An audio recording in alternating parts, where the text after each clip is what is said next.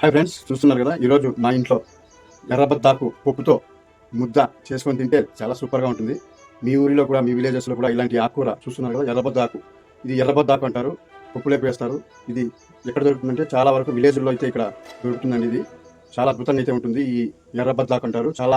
చాలా మందికి ఆడవాళ్ళకైతే తెలిసే ఉంటుంది ఇది ఆకుకూర. చూడండి, ఈ ఎర్రబద్దాకు, మెంతాకు, చుక్కాకు కలిపి పప్పు చేసుకుంటే సూపర్గా ఉంటుంది. మీరు ఎవరైనా ఈ ఎర్రబద్దాకులో ముద్దలో టేస్ట్ చేశారా? ఎలా ఉంటుందో కామెంట్ చేయండి. ఎలా ఉందో చూడండి.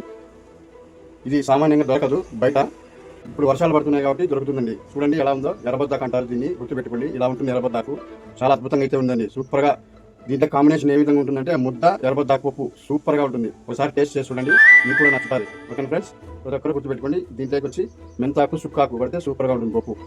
ఈ చుక్కాకు, మెంతాకు రెండు కలిపి ఎర్రబద్దాకులోకి మిక్సింగ్ చేసి చారు చేస్తే పప్పు సూపర్గా ఉంటుంది.